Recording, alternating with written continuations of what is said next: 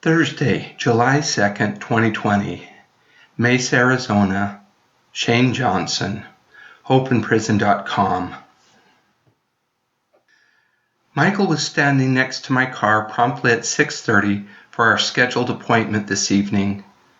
To start, we went to Filiberto's. Michael got a chimichanga and I got a churro. When we got back to the church, Michael was surprised to see how massive his dinner was. Filiberto's doesn't skimp on their food. Michael said they gave him enough to feed 4 men in prison. As we ate, I pulled up a picture of Shane Johnson on my phone. I met Shane last July at a stake activity. Shane was so happy dancing the limbo. Shane and his parents lived a couple wards up from us. Shane was always smiling every time we saw each other at the church.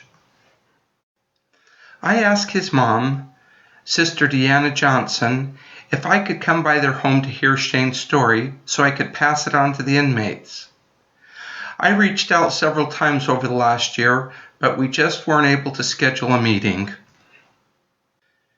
In April, Shane had to go to the hospital for complications related to cerebral palsy. While he was there, he got COVID-19. I'm confident Shane was smiling on May 2nd when he stepped through the veil. On Tuesday, I called Sister Johnson and asked if I could still come and hear about Shane. She said that would be fine. I got in my car right then and drove to her home. As we leafed through Shane's journal, mostly pictures, Sister Johnson told me stories about her son. One story I especially liked was when Shane was on a scout hike. At that time, Shane wasn't able to bend his legs. This made it extra hard to carry him piggyback. On the hike, going up a hill, sensing the discouragement of the young man, Corey, who was carrying him, Shane expressed his gratitude for such a good friend.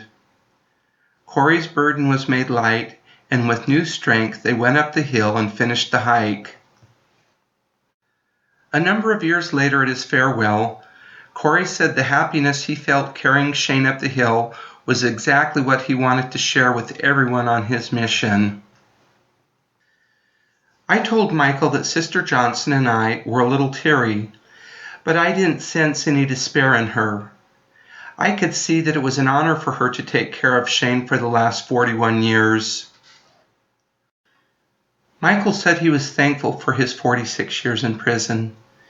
It prepared him for this moment to recognize Shane's happiness, the happiness Corey spoke about, and the happiness that Elders Worthland and Woodward have shared with him.